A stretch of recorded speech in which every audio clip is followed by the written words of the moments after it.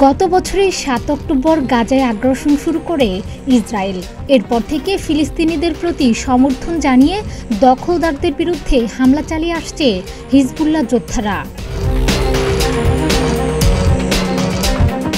এরই ধারাবাহিকতায় ইসরায়েলকে রুখতে এবার নতুন ক্ষেপণাস্ত্র ব্যবহার লেবাননের ইসলামী প্রতিরোধ আন্দোলন হিজবুল্লাহ যোদ্ধাদের।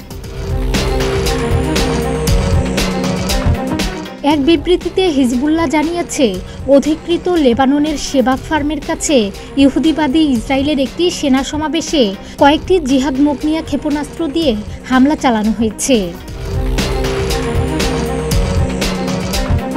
নতুন ক্ষেপণাস্ত্র তার সুনির্দিষ্ট লক্ষ্যবস্তুতে নিখুঁতভাবে আঘাত হানে, এতে বেশ ক্ষয়ক্ষতি হয়।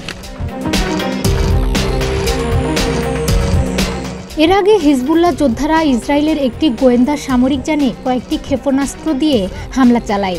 এছাড়া ইসরায়েলের হুনিন ব্যারাকের কয়েকটি ডিভাইসে ক্ষেপণাস্ত্র হামলা চালায় হিজবুল্লাহ।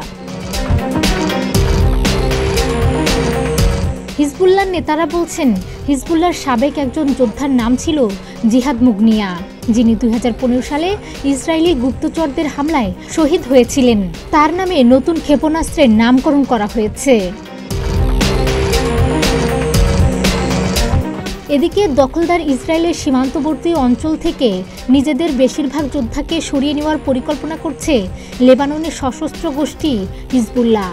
১২ মে হিজবুল্লাহর একটি সূত্রের বরাতে তথ্য জানিয়েছে লেবাননি সংবাদ মাধ্যম আদ-দিয়ার।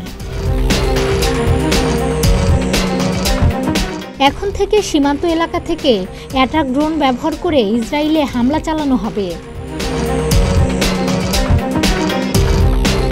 এছাড়া ইসরায়েলের ভেতরে হিজবুল্লাহর যে গোয়েন্দা নেটওয়ার্ক রয়েছে সেটিকে শক্তিশালী করার পরিকল্পনাও করা হচ্ছে বলে জানিয়েছে ইরান সমর্থিত শক্তিশালী এ সশস্ত্র গোষ্ঠী।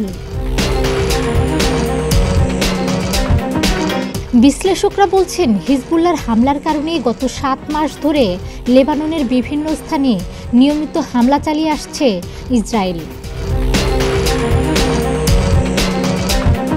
এতে অনেক বেসামরিক মানুষসহ হিজবুল্লাহর শতাধিক যোদ্ধা নিহত হয়েছেন। মধ্যপ্রাচ্য ও পশ্চিমা দেশগুলোর আশঙ্কা, এই পরিস্থিতি চলতে থাকলে হিজবুল্লাহ ও ইসরায়েলের মধ্যে পূর্ণমাত্রার যুদ্ধ শুরু হতে পারে। ইসরায়েলের বিভিন্ন সামরিক বিশ্লেষকদের তথ্য অনুযায়ী হিজবুল্লাহর কাছে অসংখ্য ক্ষেপণাস্ত্র, রকেট ও অন্যান্য অস্ত্র রয়েছে। এছাড়া তাদের রয়েছে শক্তিশালী বিশেষ বাহিনী রেদওয়ান ফোর্স, যাদের ইসরায়েলের ভেতরে ঢুকে স্থল অভিযান চালানোর সক্ষমতা আছে।